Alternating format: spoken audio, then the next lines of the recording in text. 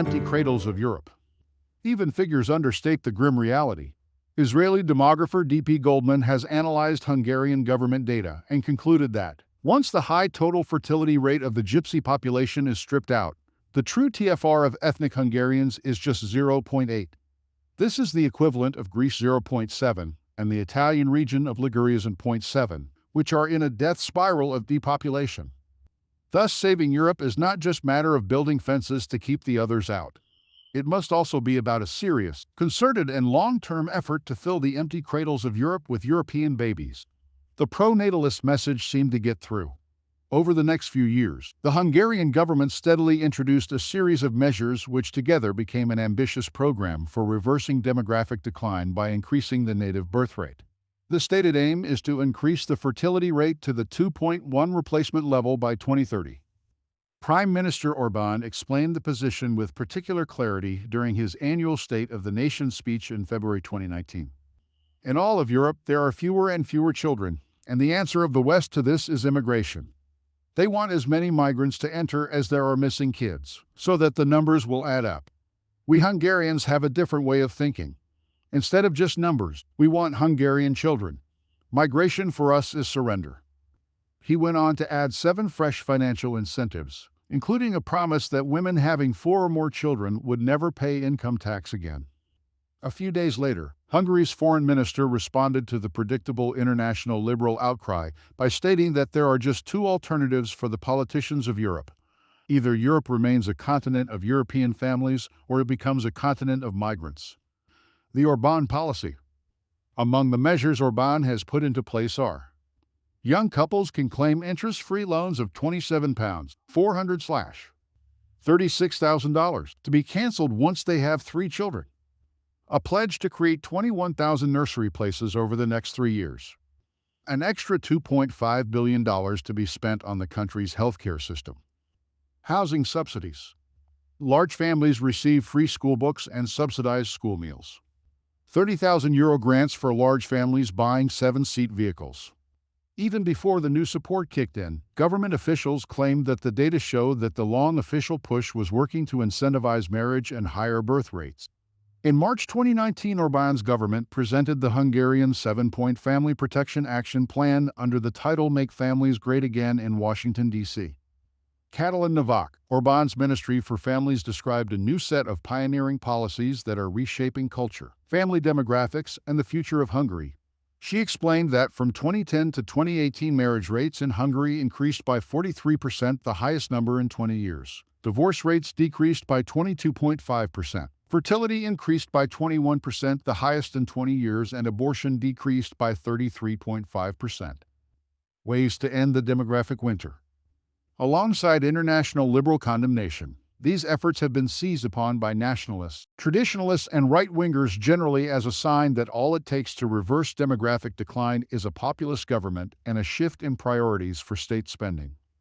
While most Western European politicians now add filling the demographic black hole created by their policies to the reasons for mass Third World immigration, Hungary's Visegrad 4 partners Poland, Slovakia, and the Czech Republic have all begun to focus on possible ways to end the demographic winter by boosting the indigenous birth rate.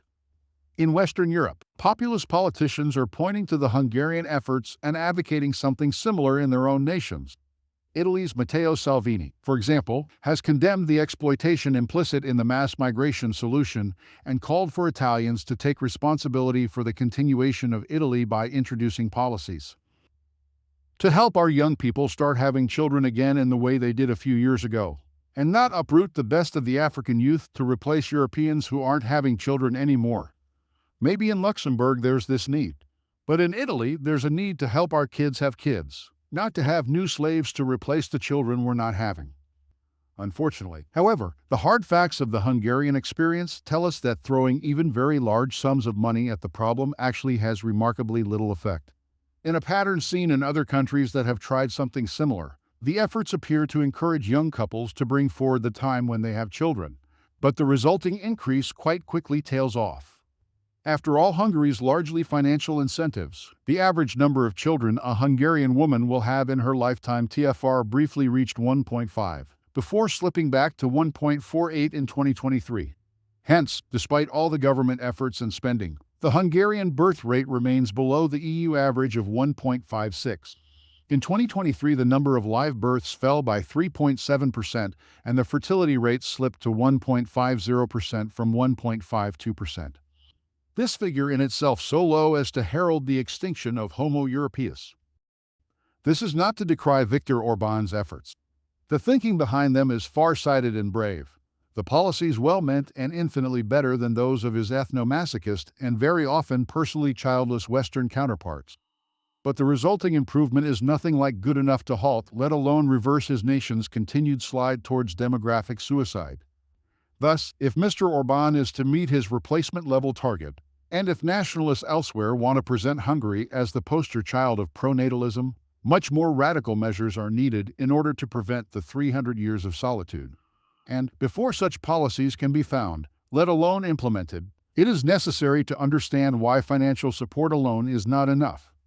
At first sight, and to a degree, the problem is still economic, still a question of material challenges.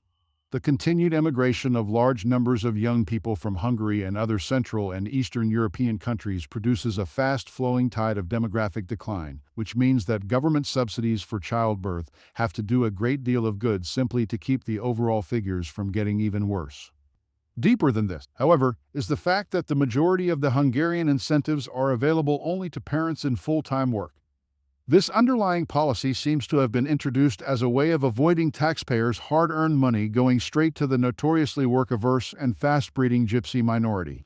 Its overall impact, however, is to keep women in the workplace and to encourage the idea that this is a good thing. This despite the fact that the widespread involvement of young women in the workplace is a key factor driving down the wages of men. The traditional breadwinners of child-rich families, and that a family where the wife is encouraged or forced to work by prevailing cultural norms or her husband's low wage, will automatically find it harder to have children. The Orbán headline incentive of no income tax for mothers of four is a prime example of the muddle-headed thinking involved here. How can anyone expect a woman with 4 or more children to look after, also to hold down a full-time job? Yet, if she does not, she is not entitled to enjoy this incentive at all. Between 1948 and 1980, more than 1 million Hungarian women were pulled out of their families in order to use them on the labor market. 82% of the women whose unborn children are the only thing that could save Hungary are in work. There is a very clear connection between the facts that Hungary's TFR is well below the European Union average, and that the proportion of Hungarian women in the labor market is around 20% higher than the EU average. The problem is not as serious as in Japan, where women are not allowed children without a certificate from their employer, since giving birth without permission involves intolerable egotism against the interests of the company. Yet it is not necessary to go to the extreme antinatalism of Japan to see the tension between the short-term health of the capitalist economy and the long-term survival of the nation. The Hungarian government's support for child care places is another of the policies sending out the clear message that a woman's proper role is in the workplace, that having children is something that needs to be got over as quickly as possible. This is despite the fact that real demographic experts, alongside common sensus traditionalists, are in wide agreement that the key cultural and policy change needed at the heart of any truly effective pro-natalist campaign is for raising a family to be recognized, valued, and rewarded as full-time employment in its own right. Paul Demeny is a Hungarian demographer, economist, professor of the University of Hawaii, member of the Population Council of New York, founder and editor-in-chief of Population and Development Review. He has been honored by the Hungarian government, which has noted his warning that the birth rate collapse is national and civilizational suicide. Paul Demeny is adamant that, even before increasing financial support for families, a sustained increase in the birth rate must start with a promotion of a culture and mentality that welcomes children. In this regard, he proposes 3 unorthodox approaches. Step 1. Give the vote to all citizens without a lower age limit, with the votes of minors to be cast by their parents. Step 2. Re-establish the traditional relationship between the financial security of elderly people and the economic achievement of their grown-up children. Step 3. Recognition that having a healthily large family is a productive and vital full-time job. The same position was taken by a psychologist, Patrick Fagan, Catholic University of America, at the Budapest Family Summit. hosted by the Hungarian government in May 2017. He asserted that financial means alone are not enough to improve the number of births in any country. Also needed is a broader promotion of the pro-life mentality, the whole culture of life, with churches playing a key role. Yet more weight was added to this approach in the program entitled The Child Our Future. This special team was brought together as a consultative forum for the government on family and demographic matters. It consists of 200 experts, including demographers, economists, health professionals, and pro-lifers, including the author of this essay. Endorsing Demany's approach, they proposed that because of the extremely low income of mothers working full-time for their families, they should be given the average national salary in recognition of their unseen and unpaid, but precious and life-giving work. Many years have passed since the Third Reich used the slogan Arbeit macht frei, work sets you free, over the entrances of concentration camps. The Nazis also promoted programs against unemployment with this phrase. Modern Western-type societies have added 2 words to this slogan for the forced laborers of our own age: work and consumption sets you free. And there is a new anti-fertile message all over the world by the warmongers in the wombs of the capital owners. Do not go and do not multiply and do not fill the earth. Alongside this false promise that those who work to exhaustion will eventually be released, we find the devaluation of motherhood and fatherhood, the belittling of the unseen work performed by mothers and fathers in the life-giving bondage of heterosexual marriage, for their unborn and born children, for their family, and for the survival of their nation. This is why the solitude of 300 years of Hungarians has not come to an end yet. The only solution seems to be given by the warning of a wise American priest of Irish origin, Monsignor Philip Riley. Let us be nations united in Christ for life.